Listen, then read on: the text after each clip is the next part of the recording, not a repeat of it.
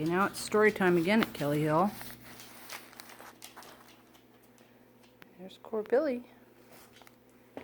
There's Miss Taw. Okay. Let's read our book here. This is Stories by Jaime de Angulo. Oh my! Core Billy, do you want to read this book? I don't think you do. Okay, here we go. Come on, get ready. We're going to start this morning, said Bear, coming back into the house. He was talking to his wife, Antelope. The sun is shining. I don't think it will rain anymore for a while. We must go and visit your sister who's living with the Crane people, and it's a long way from here. Come on, gather up your things, strap the baby on the cradle board, pack enough food for a few days, jerked meat, dried fish, and acorn meal, enough for several days on the trail. It's a long way from here to the village of the Cranes. Come on, Fox Boy, get ready. Let's get started. Hold it. Antelope strapped the baby quail on the cradle board. Then she called to the little boy fox. Hurry up, put on your new moccasins. But the little boy fox cried, I don't want to. I don't want to put on my moccasins. I don't want to. I don't want to. Why don't you want to put on your moccasins? You can't travel barefoot. Nobody can. Feet get sore traveling all day. I don't want to. I don't want to. Don't you want to come and see the world?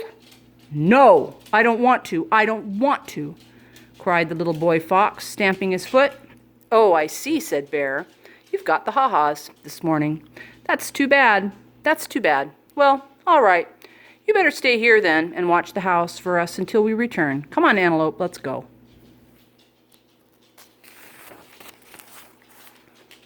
So they started along the trail. Bear was packing the food on his back, and in his hand he held his bow, and the arrows were in his quiver on his back.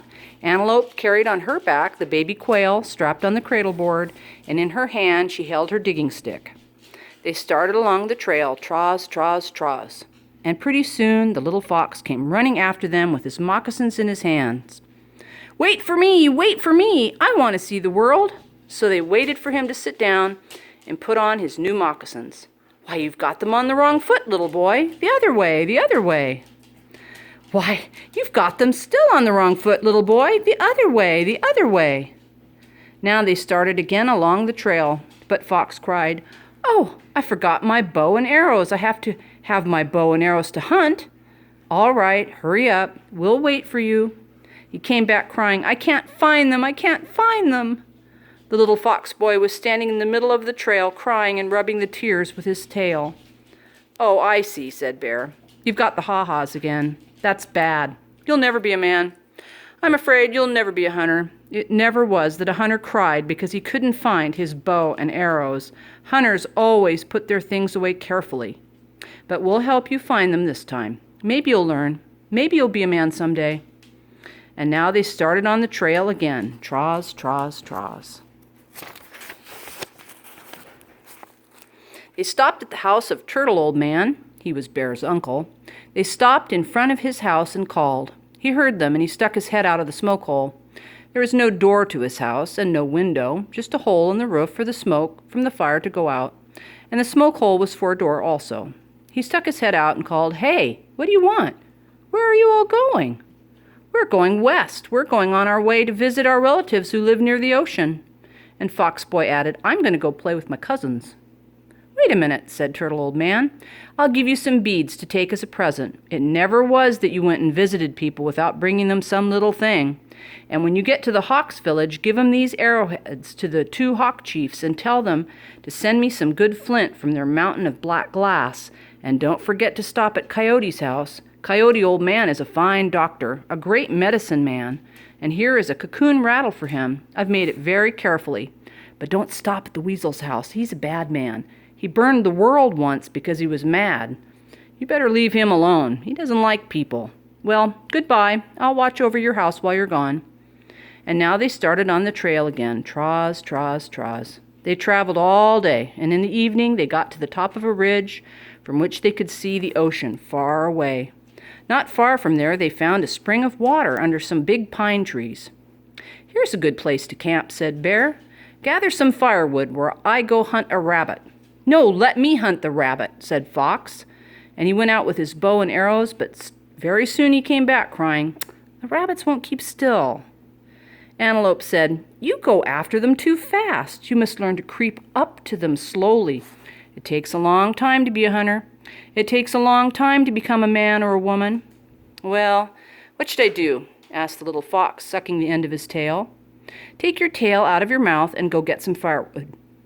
No, I don't want to. It's too heavy. I don't want to. No, no, no.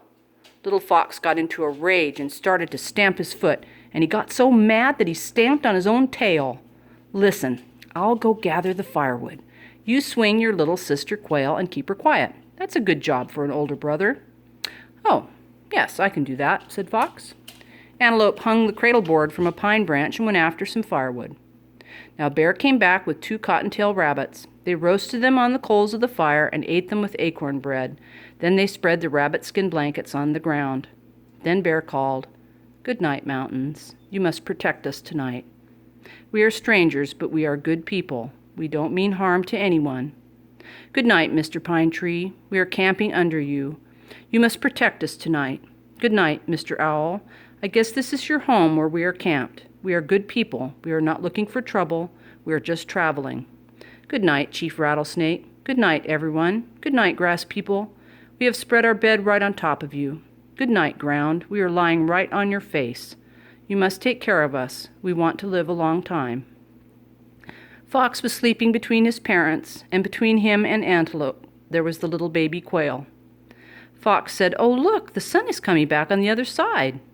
No, little boy, that's the moon. He's